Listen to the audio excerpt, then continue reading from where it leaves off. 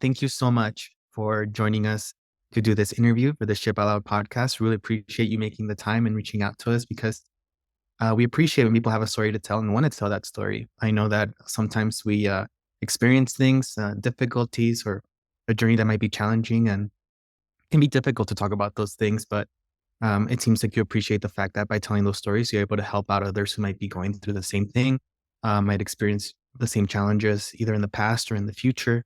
Hmm. Hopefully your story can inspire them to be able to get to where they want to be or, just sharing that experience with you. So to get started, can you do a quick introduction of yourself, like where you currently work and what your role is there? Hmm. Yes, I'd love to say hello. My name is Maya Morales Garcia. I am the Chief Program Officer at Beyond 100K, which is an organization dedicated to ending the STEM teacher shortage in the United States. I'm currently situated in South Texas with my parents and my family, which is generally where we're from. Is the close to the border almost. We rep Los Angeles as our hometown as well. So. Awesome. Great. So that sounds like a very interesting organization. Why don't you tell us a little bit more about that organization and kind of what challenges it's facing and how you guys are tackling those?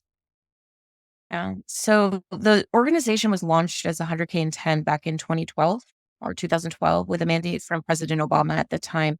And the focus of the organization was really on addressing and the teacher shortage in science, technology, engineering, and mathematics. So really thinking about how do we work collectively as a network of organizations really trying to make this happen? How do we work smarter to increase the number of educators we have access to, bring more people into the profession, look at opportunities to kind of really think about even mid-career professionals who might want to shift away from a discrete STEM field and into the teaching profession. So really thinking about if we bring everybody's genius together in a room, we can really address this long-standing issue in the US. Beyond 100K is focused on taking that goal that we knocked out of the park. So we were able to achieve that with our network of partners in the first 10 years. Beyond 100K is focused on recruiting and retaining 150,000 diverse and representative STEM educators, as well as the preparation of STEM educators in this next kind of 10-year mark. So we're looking at 300,000 preparing, retaining, and recruiting into the profession, and also ensuring that every young person in America has access to a STEM learning experience that really centers belonging for them, where they feel like they can be their authentic selves in that environment, where their learning is culturally responsive and connected to their local community.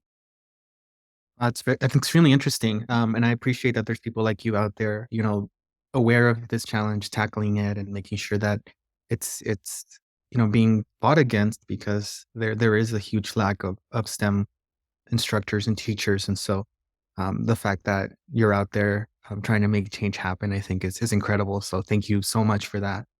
Can you tell us a little bit about your personal story and how you got involved in the educational system and STEM? Like where you were born and raised? What did you study in school? Your career path? All the things, Yeah. familia, comunidad, all the things.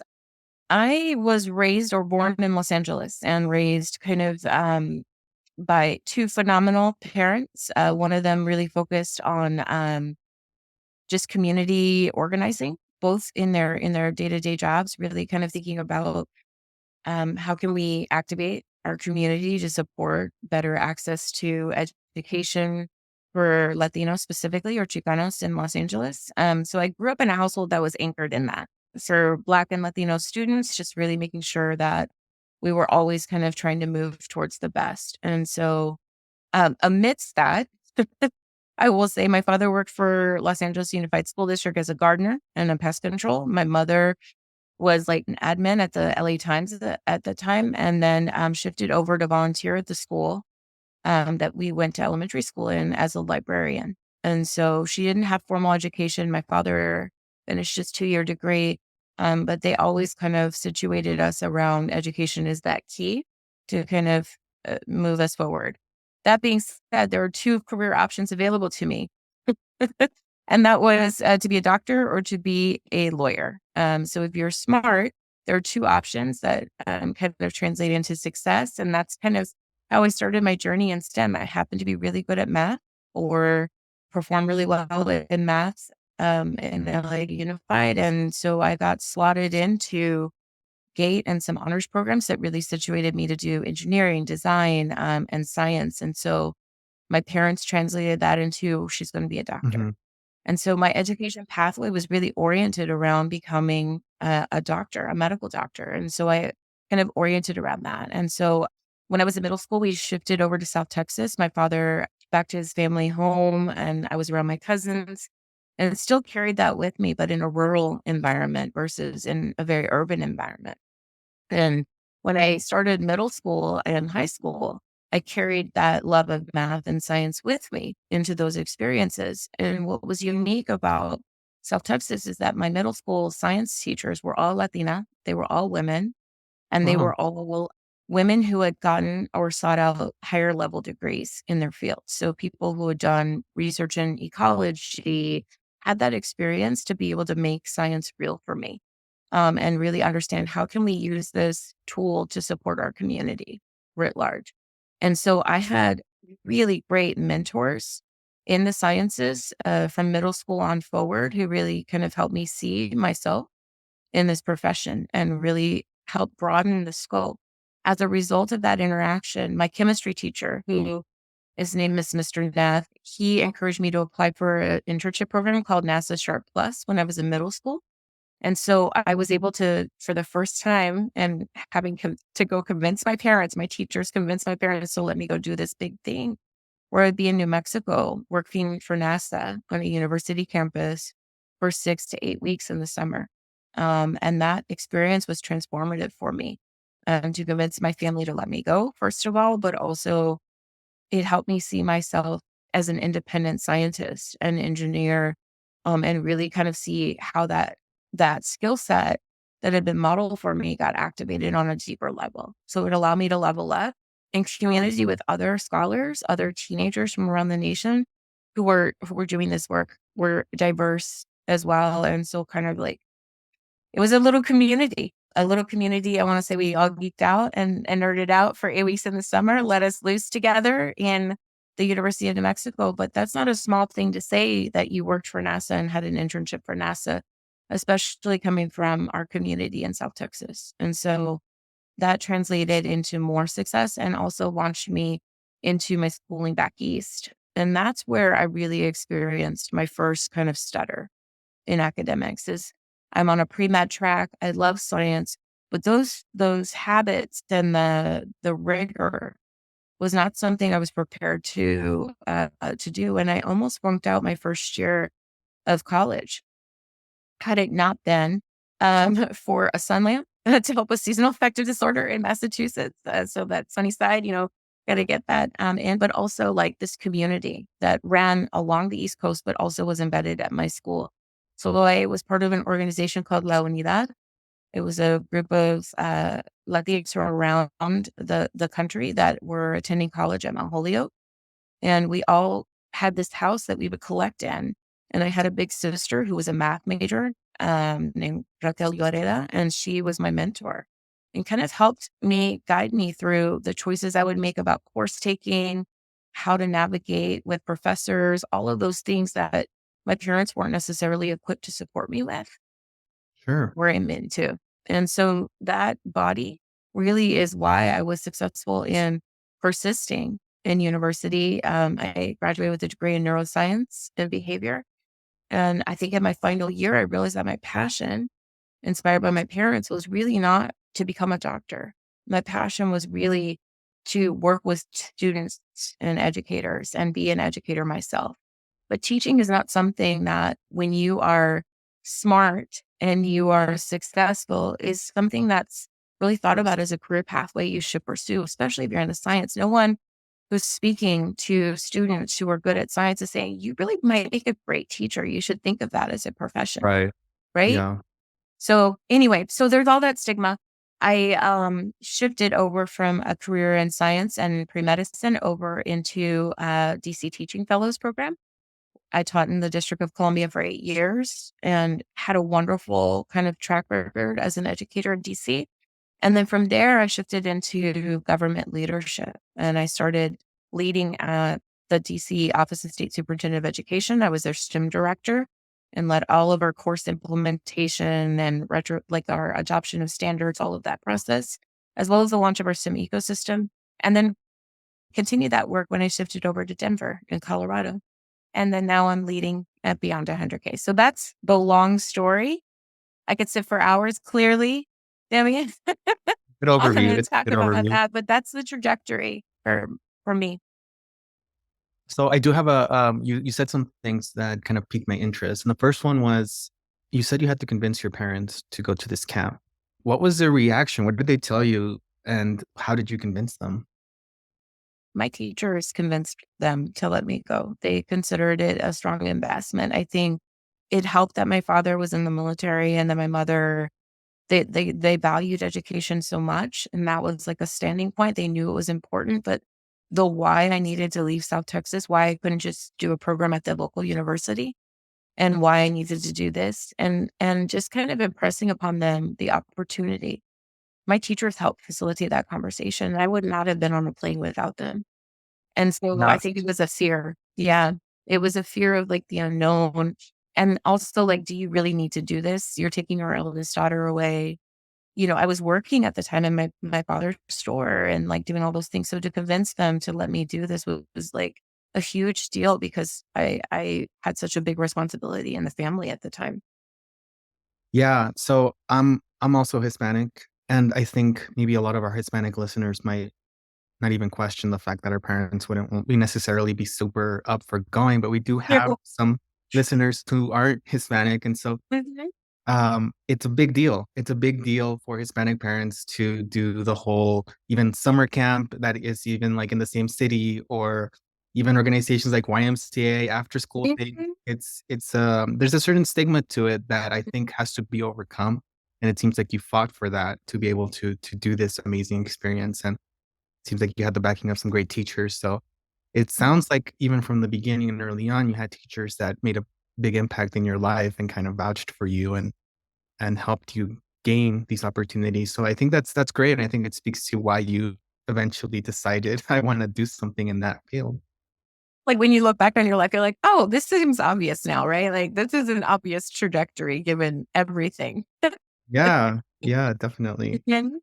The other thing I wanted to ask you about is that you mentioned kind of the I don't I don't know if I'd call it the stigma, but the teaching is not considered a prestigious career unless you're maybe like a college professor or something like that. But you even hear that and I hate this saying, they say that those who can't do teach. Mhm.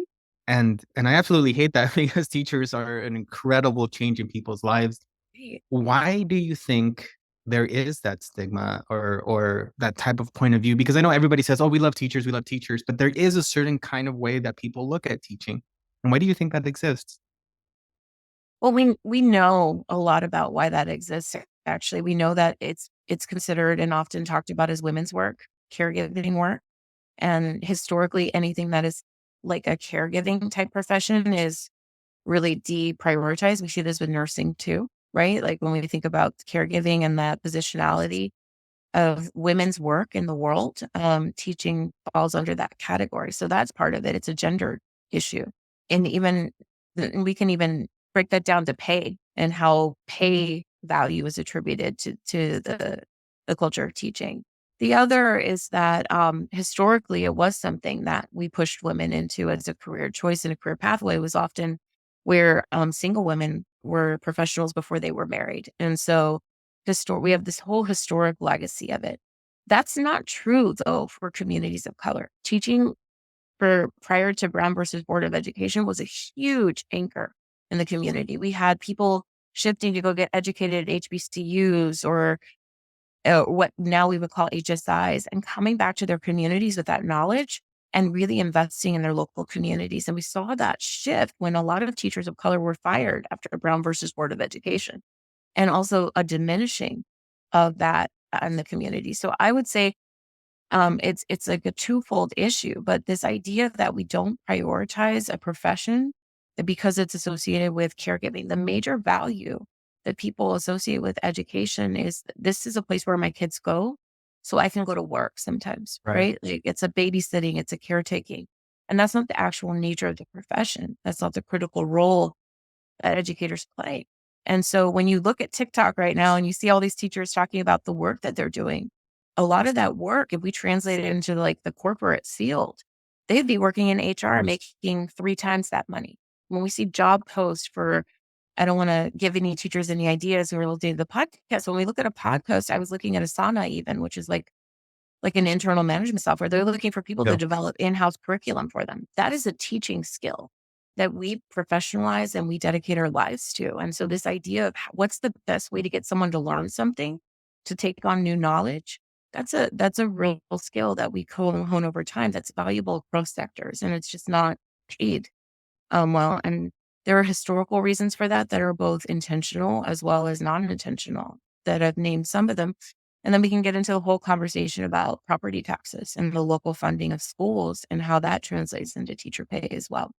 So there's all of these different mechanisms and institutionalized mechanisms that we need to question when we think about a profession that is undervalued and underpaid and that our parents won't tell us to do. We have teachers telling their children, don't become this. Yeah. And I would argue it is the only profession that every student in America has a 12-year onboarding to. So No, they get to see over the course of 12 years what's great about it and what might be really struggle, like what teachers might really struggle with, which is more than I can say for any other profession out there. that's very, very true. I never thought about it that way. They have firsthand experience for 12 years of what it's like to be a teacher. So I want to circle back around to this a little bit later, but thank you so much for that insight because I know there's a lot of historic events and laws that have, I think, far-reaching consequences in regards to why teaching and the education is the way it is in the United States today. So I am going to pick your brain a little bit more about that later. But before we do, since you come from a teaching background, how do you think that these educational systems can support students that are from underrepresented communities as they pursue a future in STEM? Oh my gosh, there's so many things we could be doing to transform our kids' experience or our students' experience in school. I think the number one thing every school district in America could do is to make sure that students, especially students of color, Latino students, Black students, have access to elementary science education. So we know that writ large, most students, the first time they get science is in 5th grade when it's first tested in most school systems.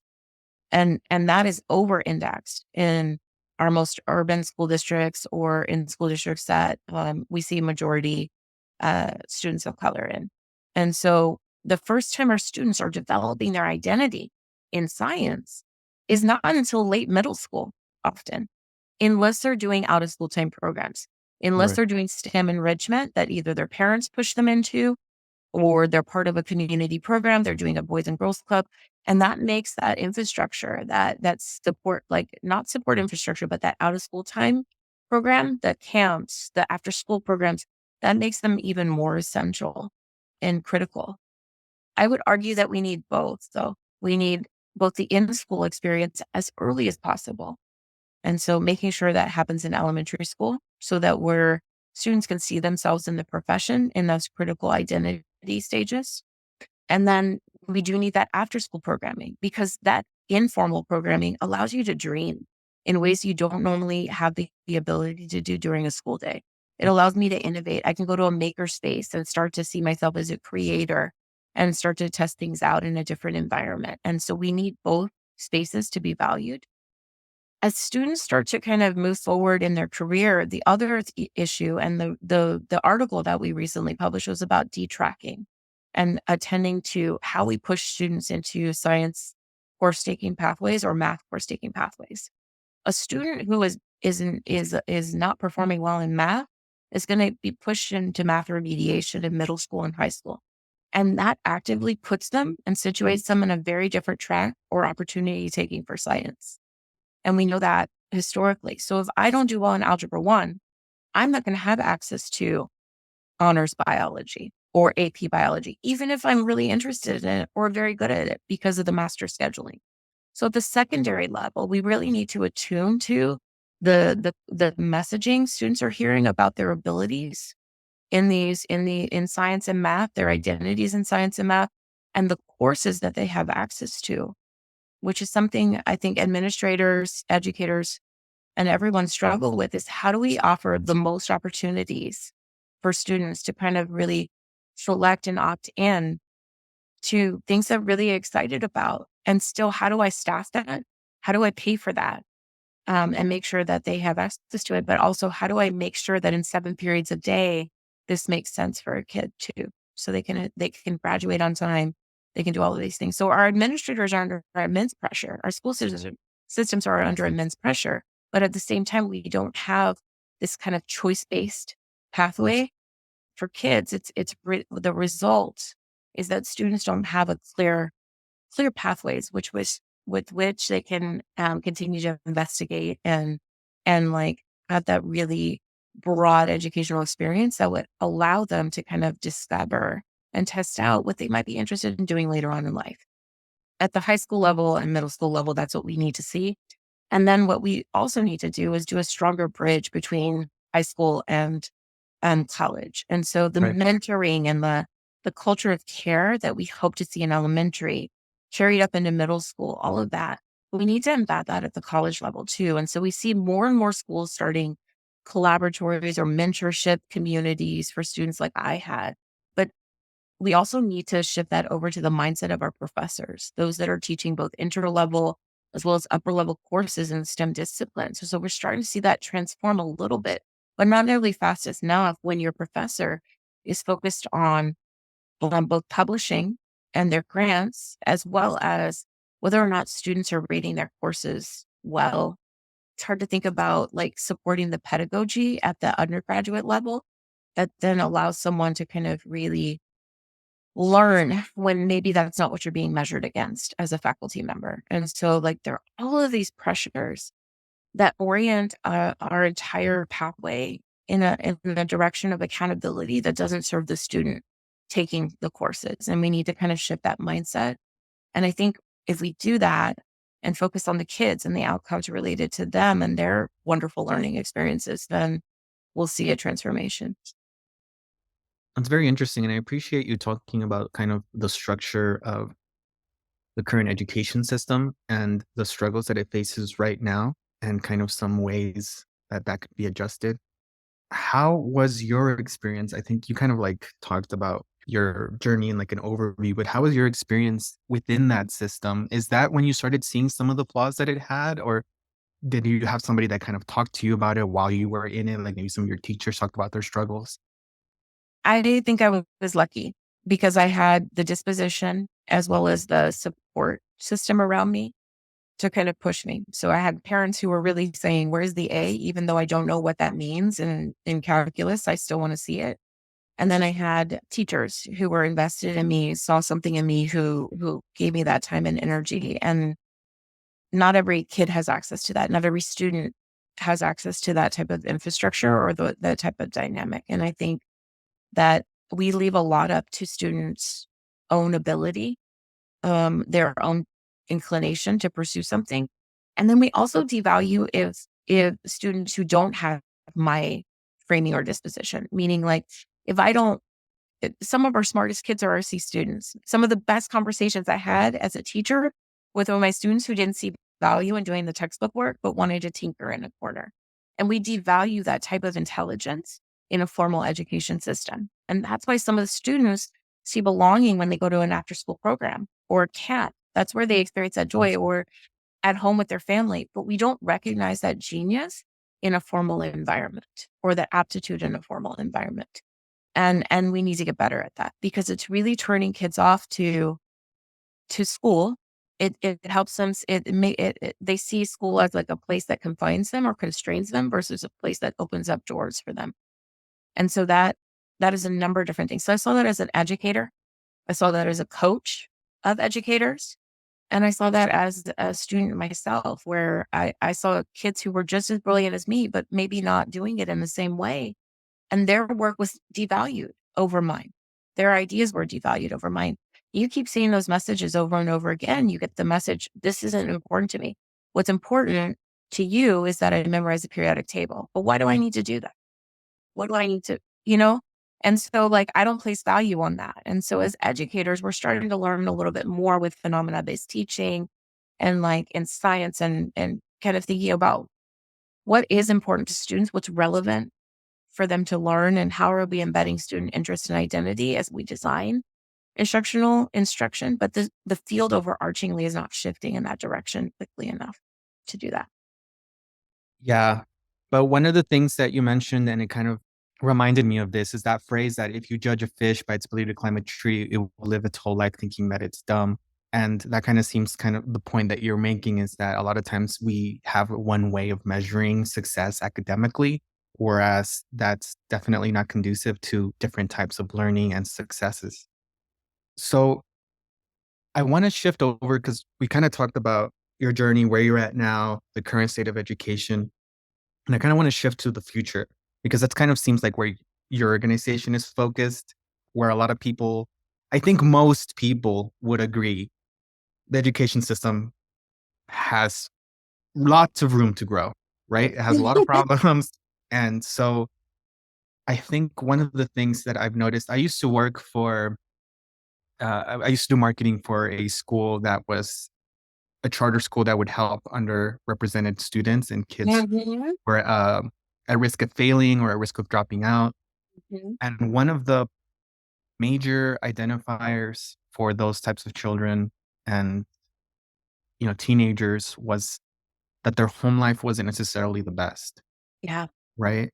So is there a place for the education system to be able to assist with that aspect of it?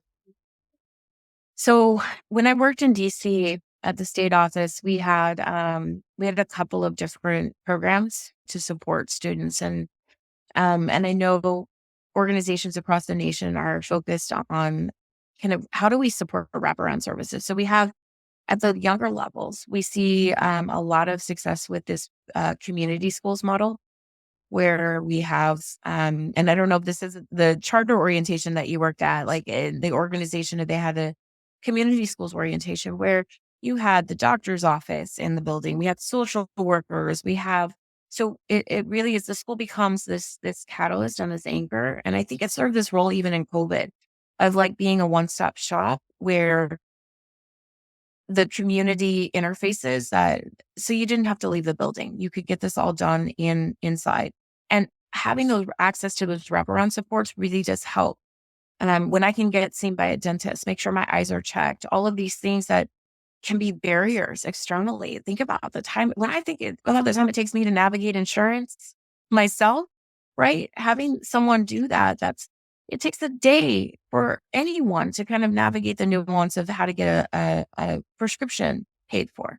And so having that ability to do that and having people who know how to do that, who can advocate for you is really important. And so we see community schools really stepping up to show us models of how that can work. We also see organizations like Jose Andres' organization, where he's kind of got DC Central Kitchen in the district. And we have this model of where people who are kind of coming back to schooling may have left for any given reason, but maybe they're 16, 17, 18 years old coming back to kind of finish the high school diploma and alternative certification and all of those different things. This partnership allows, I'm taking my coursework, but also I'm training up on a profession, on a career pathway. And I'm starting with maybe working in a food kitchen where I'm feeding the homeless, but also I'm learning the skills that I can then leverage into a formal environment to take on a sous chef role or something like that, or explore another aspect of the restaurant business. So on another level, we see these partnerships that are kind of thinking about job training and skill development and orienting around where is this person at in their life, and how can we offer the services that are going to be really meaningful. But overall, I think across the US, we see this need for mental health support. And that is like something that no one has figured out how to do well in a holistic way for students and youth across the nation. And it's something we need to tackle, especially as we look at the numbers after COVID of educators' mental health, of students' mental health, of our mental health, of you and me, even on this call, like how are people grappling with that? And also the challenges that are starting to emerge as people are more and more impacted by climate or severe weather and climate associated events. And so those are things our communities are going to need to develop better supports for. And we saw a little bit of that in COVID about how we work well and how we don't work well to support, especially those who need those dots aren't getting connected by anybody in the field, right? So our unhomed students or unhoused students, where we're thinking about where am I going to sleep tonight, even, right? How do we get those services in place? So community schools are one model, but we need better ideas and better solutions out there. Yeah, it kind of sounds like the old adage of it takes a village to raise a kid. And you've been stressing the importance of school as a community. I think not necessarily that it's a community school, but the fact that school is a huge part of a community, right? And that there's a lot of challenges, I think, and a lot of unseen challenges that may hinder the student's ability to learn and succeed in school from, a lot of things outside of school, the way that they're being taught, the way that Mm. their success is being measured. And I know that there's a lot that possibly needs to be changed to be able to achieve success for students. So just what would your ideal education STEM ecosystem look like? The dream? What's The the dream. dream? What's the dream? Oh my gosh. What's the dream? Well, first, I think we need equitable funding systems in order to support. I think what the dream is that local communities and communities overarchingly are talking to parents and community members about the best way to set up structures and supports to meet the needs of the students, the existing students, right? I think when we don't have strong mechanisms for authentic community voice, and especially where our parents don't feel empowered to really be those decision makers, or maybe a small few parents feel empowered to be those decision makers, and we don't really get that authentic engagement in what a school or schooling should look like. The other is that we do need services to work for everybody, and so like when our social services like medical and others aren't strong, or those systems are not strong, then the other systems is like an ecosystem, right? Then you see an imbalance, and that we see the manifestation of that imbalance in a school. A teacher sees that on the day to day. So when a student doesn't have access to something externally, food, dental care, like our basic things, then we have to, as we see that indicator in our classrooms, and that means that the teacher now becomes a problem solver that has to manage around that, address it, notify, and that becomes an addition to their normal work. And that's not a hard thing to do when the systems are all balanced out. But when there is an imbalance and you're the one person who's seeing that and having to manage that, it becomes a reason that weighs on people. And that's why we see people leaving the profession. One of the reasons why is because I'm holding that burden. I'm holding all of that. And it's hard to manage all of those decisions on a day to day basis, in addition to everything else I'm being held accountable for.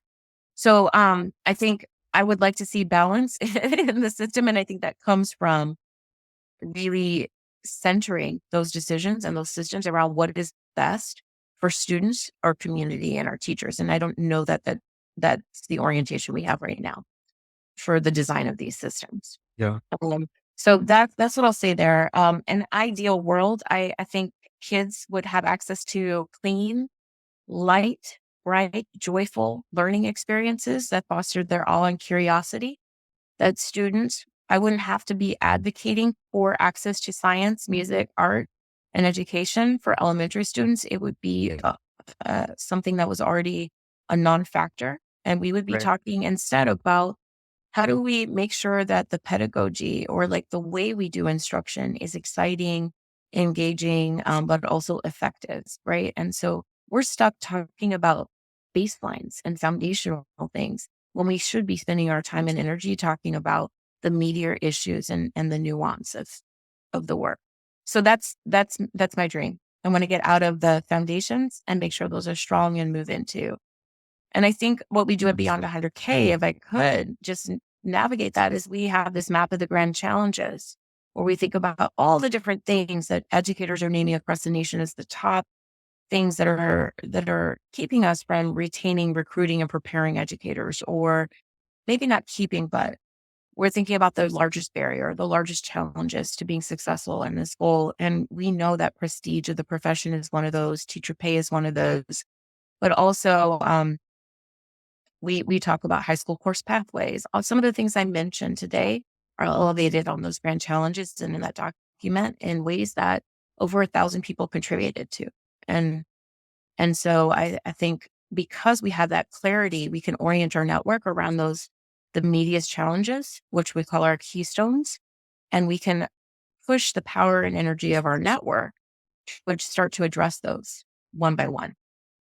And our hope and what we've noticed is that when we focus our energy and attention as a collective across some of these really essential challenges, we create a groundswell of energy and a ripple that influences the others as well. Wow. Well, thank you so much for that insight, Maya. I am a huge proponent of education as a life-changing tool, especially for underrepresented communities and students. I personally had an experience where teachers were basically like second parents to me, and they really shaped my path in life. And so I really do value and appreciate teachers. And I do get really emotional about teachers and their struggles because I know that sadly, it's a very thankless job, despite the amount of impact that they have on students' lives. That's such a pivotal role and moment in their development because it's at especially I think high school when you're a teenager, you're really figuring out who you are, what you're going to do, the things you're going to pursue in the rest of your life. And so the fact that teachers are there able to kind of, help them out during that tumultuous time is extremely important. So I could sit here and talk to you and ask you more questions about education for like 2 hours. I would love to. I would love to, have you here on the podcast again. But I did have one last question for you. And that's if someone else listening to this sees and agrees with these points that education needs help, needs support, needs people who are willing to give up their time and enact change. How would they go about doing that? How would they get in touch with either your organization or any other way of helping? Yeah, I think if folks have interest in connecting with Beyond 100K, learning more about our mission, learning about the way we approach that work, or even just kind of navigating the Grand Challenges map, which is a great resource everyone has access to on our website. I think that's a great like that they can reach out to us and we would love to set up time to chat, right? Or come to present on it or something like that, whatever would make the most sense.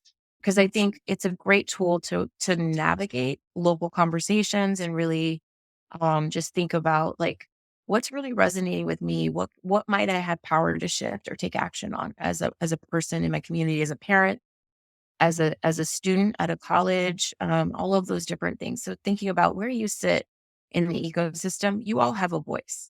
And so I think connect with us if you want to learn more. But my second point is we have the power to elevate our voices in community or as individuals to advocate for some of these shifts and changes. And the more we talk about what our kids need, what our communities need to be successful, starting with elementary science for every kid in America.